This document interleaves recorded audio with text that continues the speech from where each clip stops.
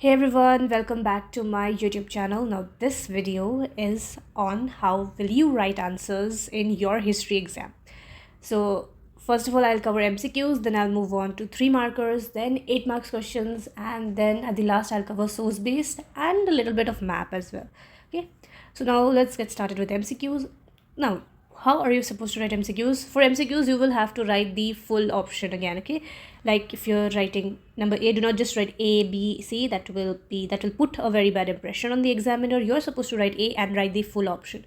Because see, in an MCQ, what else do you have rather than writing the option, right? So please write the full option. Do not just write A, B, C. That will kind of ruin your impression, okay? Second, we have the 3 marks questions. Now, how do you write the 3 marks questions? First of all, you will give an introduction line, like reasons behind this were as follows, and then you're supposed to at least give 3 points. Okay. Now, 3 marks questions also, I would say, because it is 3 marks, try to avoid writing in a paragraph in a chunk, divide it into points, and try writing at least 3 points. Like if you're writing 3 points, make it 3 to 4 lines each, so that they will give you 1 mark for each point, and try to give subheadings if possible. It will create a good impression in your answer, and you will not end up losing any marks if you can give subheadings for each and every point in 3 markers. But I know it can be hard at times, so it's not necessary, but if possible, give it. It will make your 3 markers complete. And then again, for 3 markers, keep this in mind. Either you write 3 points, okay, and then you feel like I want to add 1 more point. All right, so you are adding number 4.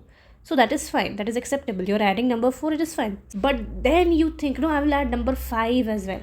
That makes the answer incomplete. Okay? No matter how big points you're writing, do not write till 5. If you're writing number 5, please add number 6 as well. Now, why am I saying this? Because, see, when it is 3 points that you're writing, each point will be considered for 1 mark. But when you're writing 5 points, how many marks should the examiner consider it for? Examiner will be considering for half marks, right? So if he is saying 5 points, then how much will he give you? He will give you 2.5. He will not give you 3. So that's why either think in your head properly at the first only before writing that I will write like this. I'll write these 3 points. Or in case if you're increasing your points, make it 6. Yeah, it will be very big. So if you're writing 6 points, make it like 2 line points. Okay, do not make it longer than that. So this is the 3 markers. So now we move on to the 8 marks. For 8 marks, see, this is something where you have an advantage, but you have to use it very wisely. See, there is an or in 8 marks, right? You have 2 questions and you have to do either one. So now I would tell you, choose this one very, very, very carefully. Because like when you have the first 15 minutes, that time only choose which one you will do. Because once you start writing the 8 marks and then in the middle of the answer, you're like, no, I am not able, I would have been writing the next option or the other option in a better way, and you strike that out and you start writing the next one, that will ruin your exam. I'm telling you, no, I'm not saying that you will lose out your paper. You get 3 hours, you might not end up losing your paper, but in history you have to write a lot. Trust me, you have to write extra information a lot in history.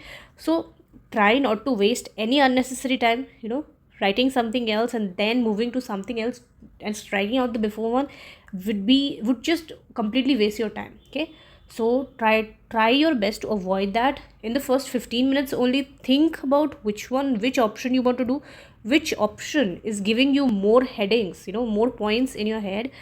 Jot it down in the first 15 minutes is only, and then when you get there you can start writing it. Okay, so again in the 8 marks, you have to give introduction for about 2 lines, and then you start writing in points.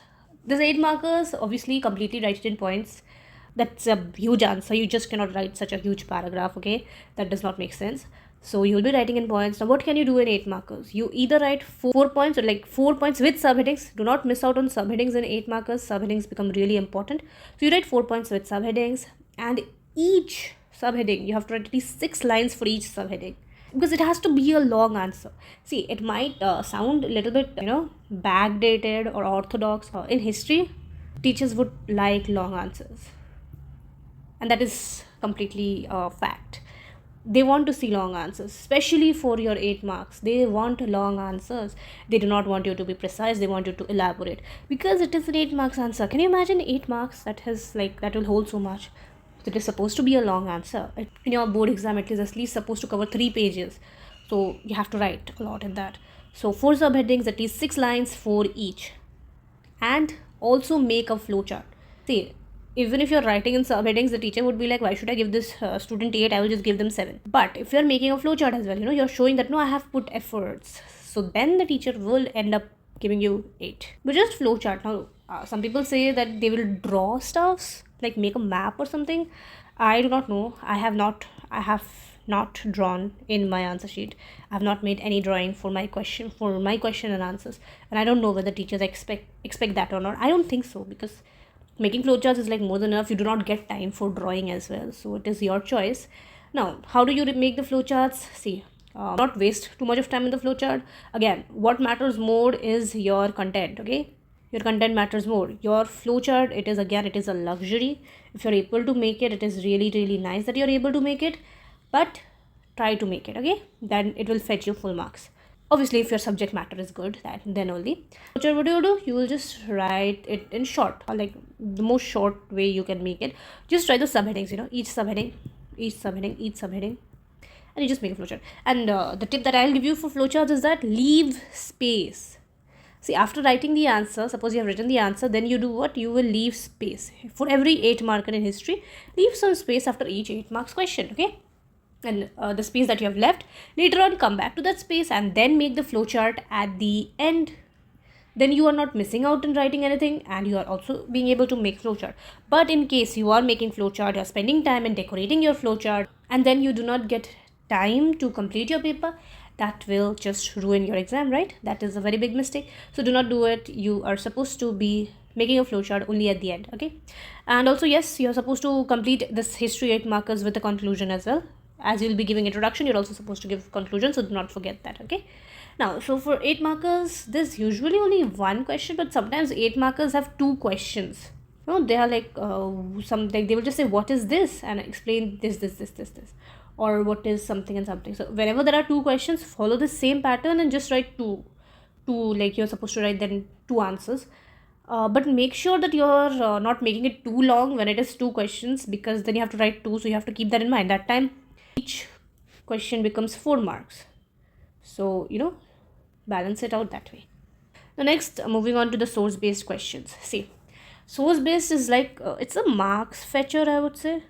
Why? See, do not spend too much time on this, because it is like, see, each and every source-based is hardly 1 mark, and then I think there's 2 mark, or most are 1 mark, like this, okay? So most of the source-based are only 1 mark. So obviously, imagine how much are you supposed to write for 1 mark? Highest 4 lines. 4 lines are also more than enough, okay? Because it is only of 1 mark. And in source-based, if you're like, I'm not able to understand only what they have written in the question or what they have written in the passage, I'm not able to get anything out of it, what will you do? You'll just copy paste. You will copy paste from the text if you're not able to understand. If you are able to understand, obviously it is better to write in your own words, because that is what they want you to do, to write it to search for the answer and understand it and then write it in your words. That is what they want you to do. But in case if you're like, I'm not able to understand anything of this source base, but you're seeing in the question there's this word, and in the passage also there's this word, you can copy paste that part. You can just arrange and kind of try to make this one in sense with the question and just copy paste. That will fetch you marks, I'm sure, because it's just 1 marks. That's why. And source based, do it at the end, okay? It is like not the most important part of the paper, so do it at the end. I mean, you can just follow the pattern that is there. Start with the 3 markers, then move to the 8 marks, and then move to the source based, and then do the map. Or map, you can do one thing. Map you can do at the beginning as well. Why? Because map is a very good thing to get marks. Quick marks, I would say. The map also finishes very quickly, and you're able to get good marks in it. Now, the thing about map is it should be clean. You're asked to name, as much as I remember, you are asked to name as well as you're asked to mark any point, right? So if you're marking any point, be sure you're marking it, very precisely in a clean manner. And also when you are asked to write the name of a place, write it in the line. They provide you a line there. Look for the line in the question paper and then only write it. Like line on the map, and then only write it on the line, okay? Do not just write the name of the place anywhere. And also remember that this is like this, okay? If you're naming any place or anything, you give a point, you put an arrow towards the point, and then you name it, okay? Now next, few extra tips. The 8 markers, they are supposed to be having subheadings, and you're supposed to think those subheadings out from before, that is in the first 15 minutes that I've mentioned you before. And you're supposed to underline important stuff. See, especially it becomes important for your 8 marks as well as 3 marks. You're supposed to underline. See, especially in the 8 marks, when the teacher is looking at such a big answer, he would like to see highlights, that has this student written what is the keyword. So for that, you're supposed to underline everything that is important, underline dates, name of people, name of places, so underline those. And flowchart, it is important for the 8 marks, because otherwise you will end up losing 1 mark. Like, you will not get full marks in 8 marks if you do not write the flowchart. The reason is because it is an 8 marks thing, and obviously teachers will not want to give you full marks. So no matter how perfect your answer is, if you make a flowchart, then only they will be willing to give you 8 marks. That is the sad truth. Remember that you make your handwriting clean. Handwriting is supposed to be clean. It is supposed to be legible. It does not have to be really pretty, but it has to be understandable. Okay, and then while you're cutting something out in the paper, do not scribble. Teachers hate scribblings, because just look at it, scribbling looks so bad, right? You just cut it like this. If you're suppose you're cutting something, you just strike through like this. Okay, and suppose you are cutting any answer out in the middle, how do you cut it? Like this, like this, and like this. Draw a line both the sides and just cut it off like this. Also you can do. All right. And if you ask, should we draw a line after each and every answer, I did not do that, because it is a matter of time. If you are leaving adequate or clean space after every answer, adequate space, if you're not cramming it up, I think it is fine that you do not draw any lines. Okay, just leave adequate space after each and every answer, but that does not mean you leave too much of space. Only like just leave 2 lines maybe after every answer to make it look good. But at the end, if you get time, you can just draw lines, but it is not a necessary, because you have to write a lot, so try to focus on writing first. Okay, so do not just think that I will have to draw lines and everything. Leave it for the end. If you're getting time, you can do it. So this is your history. This is everything for history. If you have any doubts, you can write them in the comments, and if you want help for anything else, that also you can write in the comments. I hope this helps. Thank you and have a great day.